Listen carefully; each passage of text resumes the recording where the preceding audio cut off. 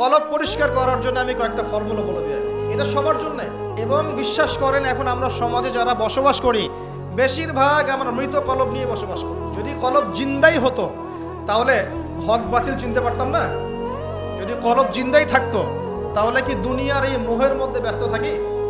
কি করতে হবে? এক নাম্বার বলছি যে অন্তরটাকে পরিচ্ছন্ন করতে হবে। পরিচ্ছন্ন করার জন্য প্রথম কাজ কি?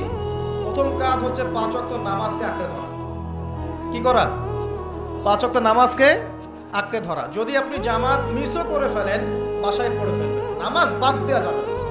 মানে জামাত মিস করে ফেলেছি জন্য নামাজ বাদ এমন নয়। নামাজ জামাত মিস হয়ে গেছে, আচ্ছা হয়ে গেছে, ঘুমিয়েছিলেন বা মনে ছিল না বা ব্যস্ত ছিলেন, কথার কথা, যখনই সময় পেয়েছেন মনে পড়েছে ঘুম থেকে উঠেছেন নামাজ পড়তে হবে। 2 নাম্বার বেশি বেশি কোরআন তেলাওয়াত। বেশি বেশি কি? কোরআন তেলাওয়াত। কোরআন তেলাওয়াতের কোনো বিকল্প নেই। 3 নাম্বার হচ্ছে আল্লাহর জিকির। বেশি বেশি আল্লাহর জিকির। আল্লাহর জিকির মানে শুধু আল্লাহ আল্লাহ এটাকে বোঝাচ্ছি না আমি। আল্লাহর জিকির মানে আপনি সবসময় ফিল করবেন, আল্লাহকে স্মরণ করবেন যে আল্লাহ পাক আপনাকে দেখছেন, আপনি আল্লাহর ইবাদত করছেন, আল্লাহ আপনাকে দেখছেন। আপনি আল্লাহকে দেখতে না পারলেও আল্লাহ আপনাকে দেখছেন, আল্লাহ আপনার কথা শুনছেন, আল্লাহ হাজির নাজির, আপনি ফিল করবেন। জিকির মানে কি? স্মরণ করা।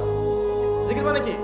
স্মরণ করা। আপনি সুবহানাল্লাহ পড়ছেন, আল্লাহর জিকির করছেন, আলহামদুলিল্লাহ আলহামদুলিল্লাহ পড়ছেন, আল্লাহু আকবার পড়ছেন, লা ইলাহা ইল্লাল্লাহ পড়ছেন, হ্যাঁ, লা হাওলা ওয়ালা কুওয়াতা ইল্লা বিল্লাহ পড়ছেন, এগুলোতে আপনি আল্লাহর জিকির করছেন, আলহামদুলিল্লাহ।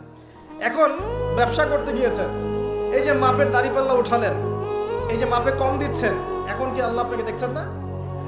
এই যে আপনি আল্লাহকে স্মরণ করছেন যে আল্লাহ আমাকে দেখছেন, মাপে কমটা দেওয়া যাবে না, যদিও কাস্টমার বুঝতে পারছেন না।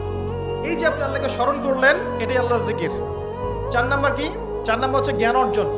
মানে বেশি বেশি কোরআন সুন্নাহর জ্ঞান অর্জন করেন, আল্লাহর নূর মারিফাত পাওয়া যাবে ইনশাআল্লাহ। 5 নাম্বার একটা বলে দেই, সেটা হলো আল্লাহওয়ালা মানুষ যারা আল্লাহওয়ালা মানুষ, আল্লাহর এবং রাসূলের কথা বলেন, যারা মুত্তাকি, পরহেজগার এবং সৎ, এইসব মানুষদের সাথে সংস্পর্শে থাকেন, আল্লাহ পাকের নূর পাওয়া যাবে ইনশাআল্লাহ।